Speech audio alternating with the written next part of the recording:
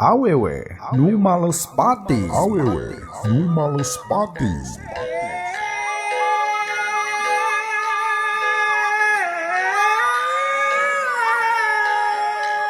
Bismillahirrahmanirrahim. Assalamualaikum warahmatullahi wabarakatuh. Sampurasun wargi-wargi sadaya. Urang tepang dangu deui dina pederan acara dongeng Sunda Kang Gilang. Sri panggung gelis di hiji sandiwara Sunda. Loba dipikasiri ku sasama pamain. Hiji waktu leungit secara misterius. Kusabab di gedong sandiwara aya jurig nyiliwuri. Timbul sangkaan ieu Sri panggung aya nu maehan ku jalma siri. Tapi aya sangkaan sejen manehna dipaehan ku mata-mata sabab ieu Sri panggung anak terena Miss Cici. Tokoh sandiwara sohor tapi kabaud karena perjuangan para kemerdekaan Republik Indonesia. Kejadian tahun 1820-an. Kalsugri pamiarsa, urang sami-sami pedar. Hiji cerita dongeng Sunda Kang Gilang, karya Aan Merdeka Permana, dina judul Awewe nu males pati. Awewe nu males pati. Wilujeng ngadangukeun Waluya Dongeng Sunda.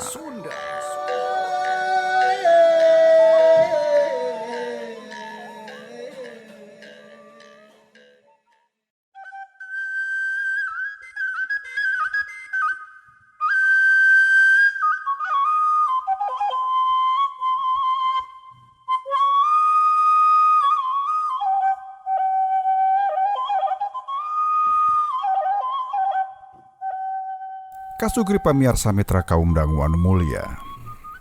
Sanggeus nampa beja yen Mama Abdul jeung Frederick Van Houten jadi korban Rajapati. Saha nu jadi ulon-ulona can jelas kasugri. Kajaba ukur aya beja yen sabenerna mah ieu korban teh keur jara di mata-mata. Mantri Kasehatan anu dipanggil sina mariksa kasehatan nyimani sah teh tugasna nambahan. Sabab kudu nyagirkeun mangkardi anu kapiuhan. Sirahna bocok dalabuhna teh ngadagor tungtung meja. Juragan Subagja mah geus ninggalkeun eta rohangan sabab rek nepungan upas ranca Bali anu mawa laporan tea. Pas asup ka rohangan kantor camat geus aya asisten wadana anu ngahaja datang ti soreang.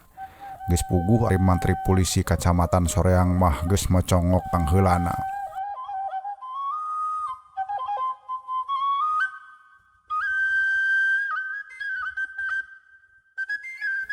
Kumaha cenah kejadian anak?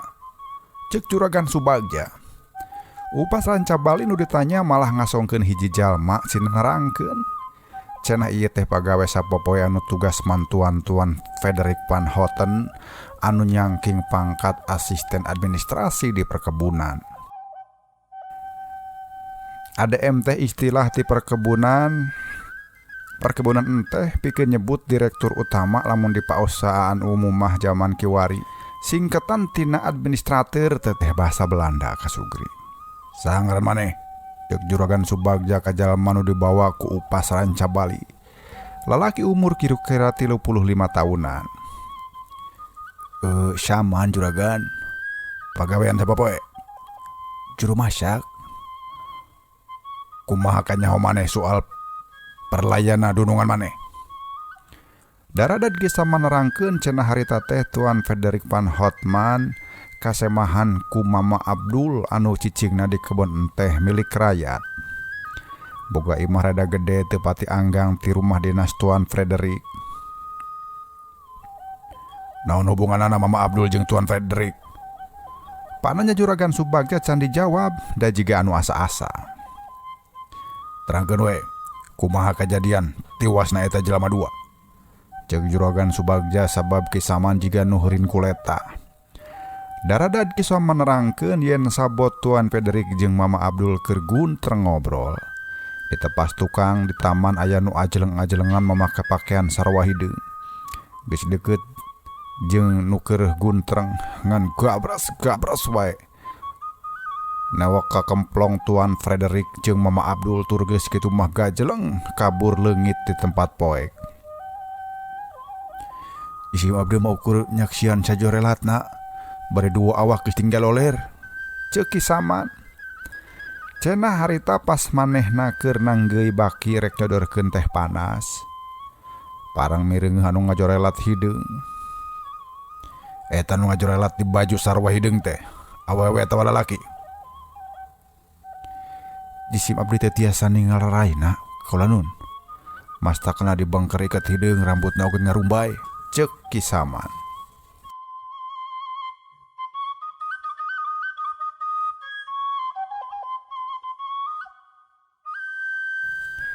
Geus kitu Juragan Subagja tetelepek deui cenah aya hubungan naon antara Tuan Frederick jeung Mama Abdul. Pikeun kasakitu kalina Kisaman rada kaleket nembalanana. Nah, maneh hararese kieu? Sieun. Juragan Subagja ngarasa heran. Sanggeus dilengah betem Kisaman nyarita. Abdi sumpah ulah wawartos ka sasaha margi irusiah pisan cenah. Masih ke angin ke agen polisi ge. Masih ke agen polisi ge teh menang di Ucah Aceh. Pokona mah kena dirusiahkeun we.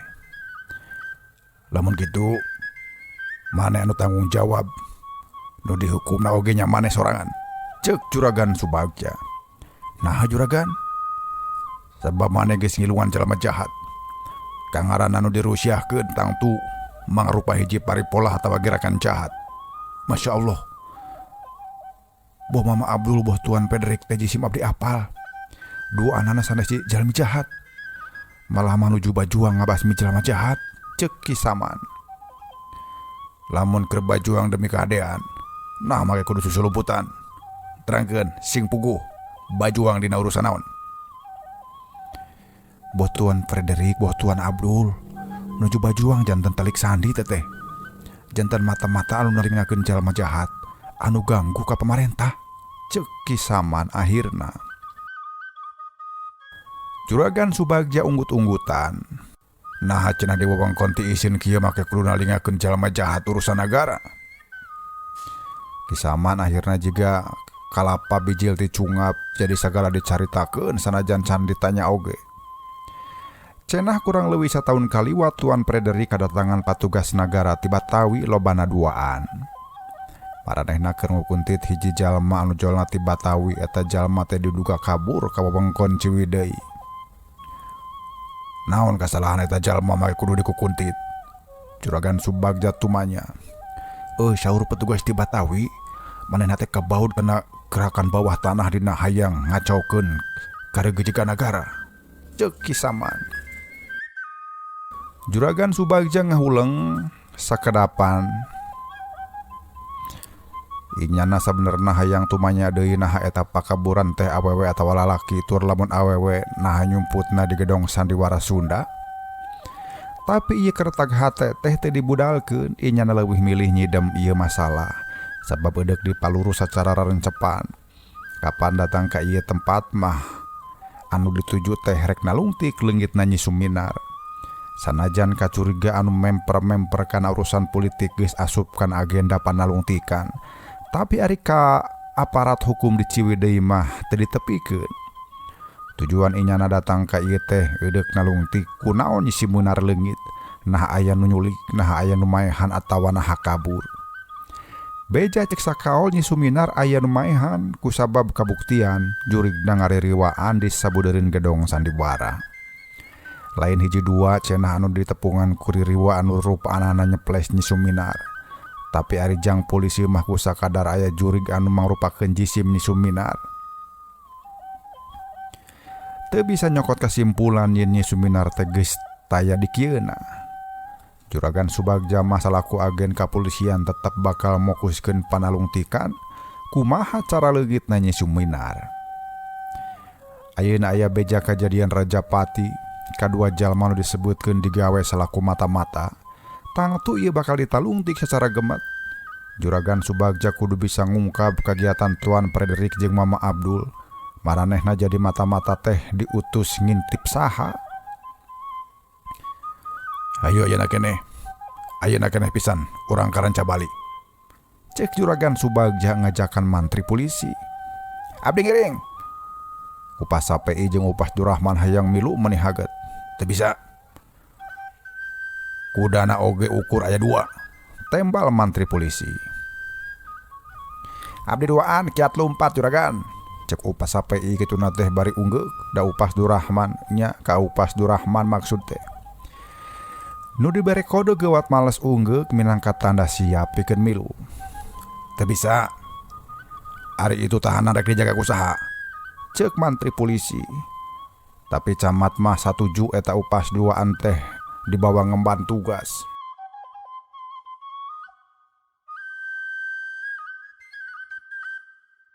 Kau lagi ngagero 2 upas di desa teh sejen pikeun tugas di pendopo. Kudu makel balad anu cukup, sabab bisa jadi nu milampah Rajapati. Inya maksudna nu milampah Rajapati masih keneh kukulang perangan di Rancabali, cek camat. Kasugri pamiarsa mitra kaum dangu anu mulia, panon poe anyar meletek juragan Subagja jeung batur tiluan marangkat ka Rancabali.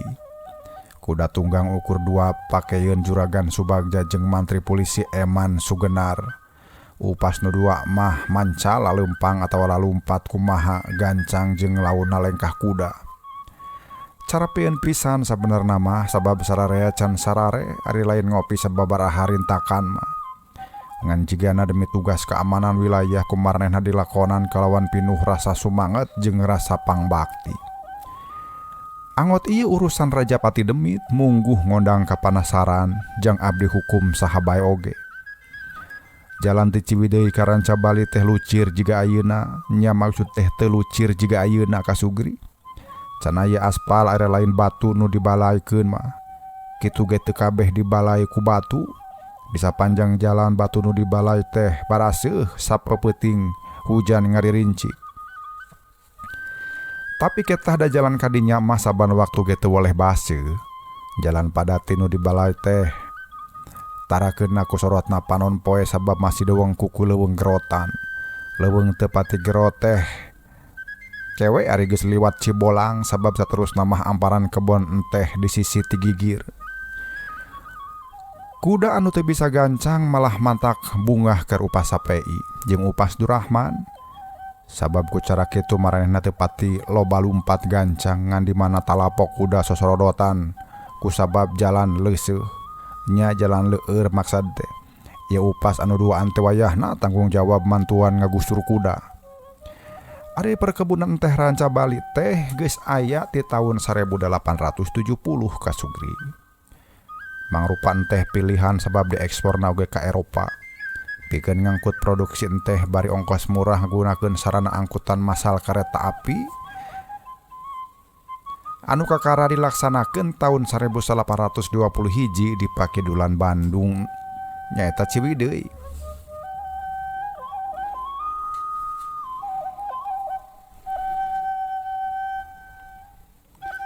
Harita industri enteh masih dikokolakeun ku partikelir atawa pengusaha swasta, boh pengusaha ti Belanda, boh ti Eropa.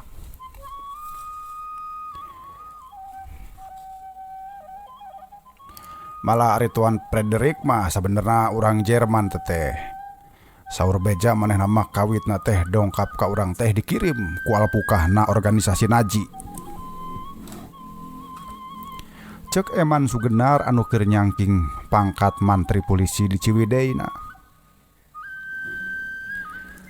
Nazi teh sebenarnya panjang nama National Sozialistische Deutsche Arbeiterpartei.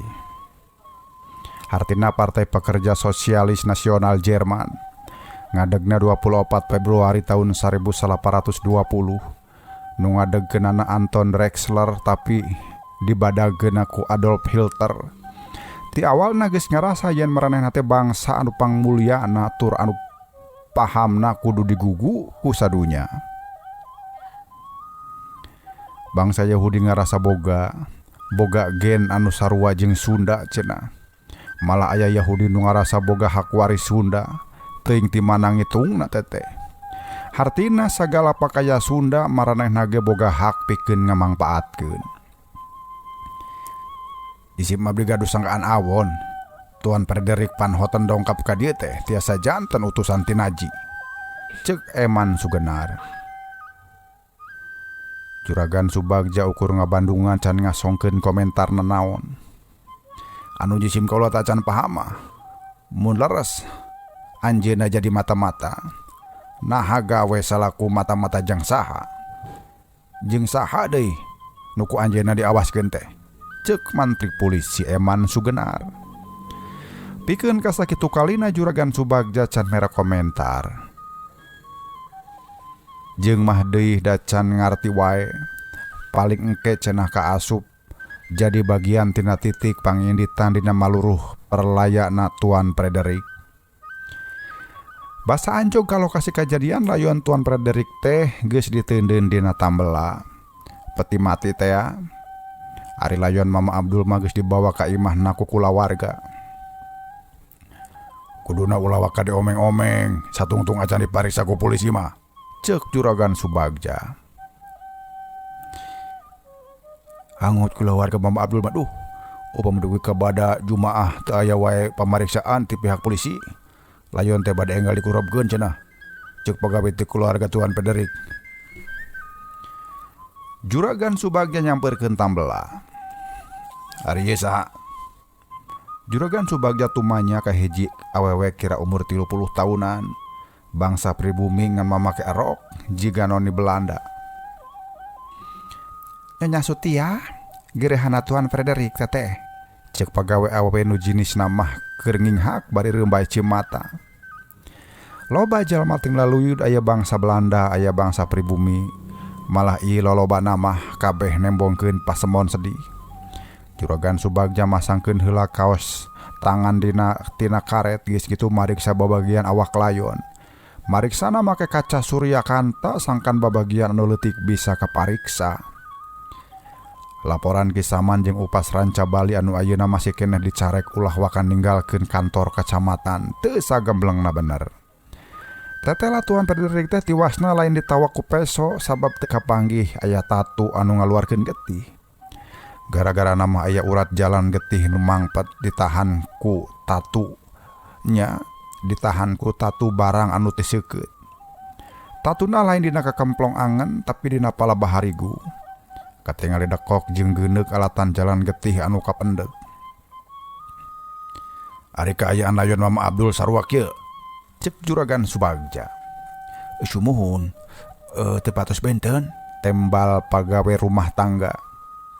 Gutrut Juragan Subagja teh nyatetkeun dina notes leutik. Ayeuna Juragan Subagja jeung Mantri Polisi Ciwidey dikawal ku Upas SPI jeung Upas Durahman nyampeurkeun tempat kejadian perkara. Urut tempat para korban teh tinggal loler masih dicirian ku kapur tulis. Kadudukanana rada anggang leuwih ti 2 meter gesehna. Juragan Subagja mikir lamun 2 korban anu kadudukanana patarenggang tapi bisa kaserang ku jalma saurang. Bari bareng kakeunaan-na hartina gerakan si jalma teh kacida cepetna dina nyieun panarajang. Kabuktian 2 jalma anu jadi korban teh teu baroga waktu pikeun ngabela diri atawa ngajauhan mara bahaya. Tadi di kantor kecamatan kisah nerangkeun yen nu jadi ulun-ulun kajahatan teh mamake pakaian pangsi sarua hideung.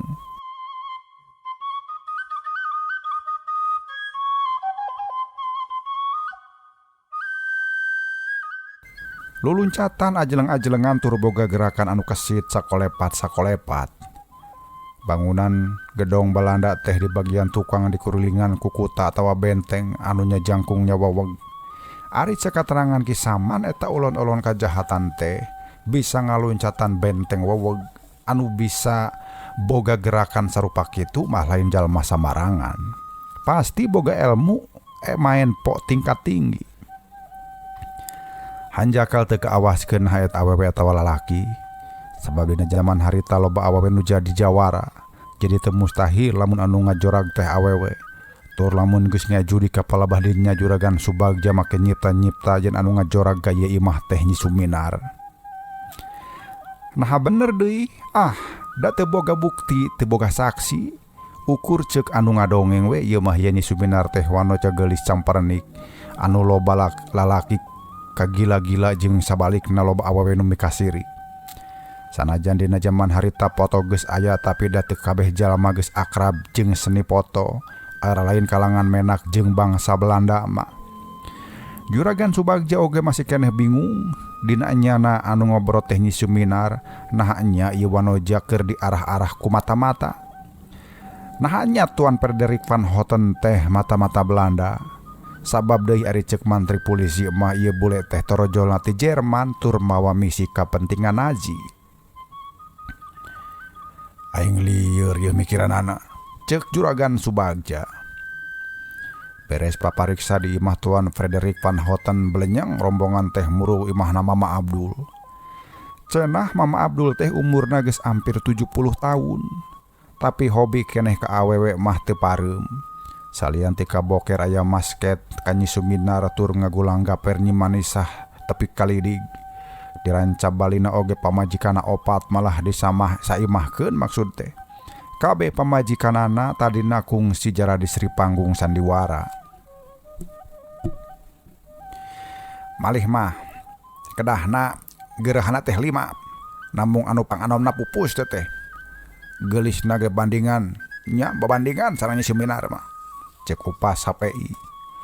Juragan Subagja ngahulang jiga aya anu keur dipikiran.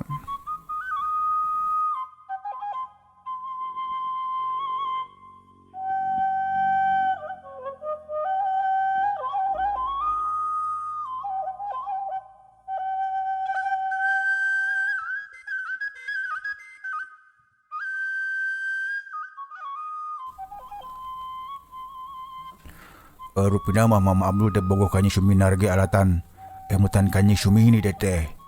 Muhun nu pupus teh. Namina hampir sami geulisna babandingan. Bentenna ari Nyi Sumini mah yuswana teh antara 30.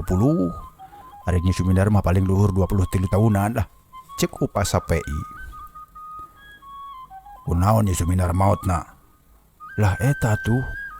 Upami didongengkeun mah mungguh mandak awon. Tembal upas sampai iluh lah. Nah jika nuhurin kuleta rek nerangkeun teh, ceuk Juragan Subagja. Sieun jadi pitenagan. Tembal upas Durrahman. Maut Nyi Sumini teh ku rejit, ku ganggaong, ku teluh teh. Upas Durrahman anu leudeung nerangkeun mah kituna teh bari nerangkeun yen maut Nyi Sumini teh kasiksa pisan. Utah getih campur paku jarum campur cucuk salak segala duh cek upas Durrahman. Saha nu nyieun pola terlengas sarupa kitu? Ceuk Juragan Subagja.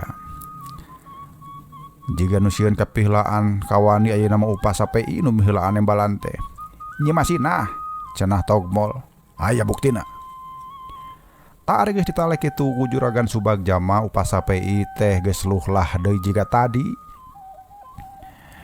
Salaku patugas hukum nyarek jalmi teh pan kedah aya bukti. Nyarek jalmi teh kedah aya bukti. Setsah agan ngabuktoskeunana gawe teluh teh. Ceuk upas HPI. Sadari ge ukur ngaduga-duga lah. Ceuk upas Durrahman. Kahiji Nyi Masinah hoyong ngarebut kadudukan Sri Panggung anu nuju dicangking ku Nyi Sumini. Kadua Nyi Manisah teh resep dudukun ka Pakidulan. Basa Nyi Sumini adu belajar ku penyakit aneh. Jabatan Sri Panggung mah tos dijabal teh ku Nyi Masinah. Cenah. Tapi nah hanya ari Nyi Suminar mah teluh nya ari ka Nyi Suminar mah teluh Pakidulan teh teu metu. Ceuk upas HPI. Bisa jadi teluh jeung urjit teh moal teu ra ka jalma hade-hade mah. Ceuk upas Durrahman. Jadi we kapaksa ku teluh ingking. Buktina ayeuna Nyi Suminar teh leungit eueuh tapakna. Boanya geus binasa, boanya jadi ulun-ulun anu angger. Nya ulun-ulun mah angger we Nyi Manisah. Ceuk upas HPI. Salaku patugas hukum mah teu bisa ngira-ngira. Tetepan kudu aya bukti. Kamari geuning antara Nyi Manisah jeung si Kardi ukur pacental-cental tepuguh. Ceuk upas Durrahman. Memeh jumaahan marik salayuan Mama Abdul geus beres. Juragan Subagja mere idin malar pada Jumatan teh layon Mama Abdul dikurabkeun. Loba anu ngalanturkeun kapajaratan di antara Mang Kardi da sasat anakna pituin. Ngan oro kaya sawaktu di makam teh manehna mah hoak endek Malespati gajal anu ngalantarankeun nu jadi bapana tiwas. Kasugri pamirsa, urang cekapkeun dugi ka dieu pedaran dongeng Sunda Kanggilang karyaan Merdeka Permana dina judul Awewe Nu Malespati. Urang tepang dangu daya enjing.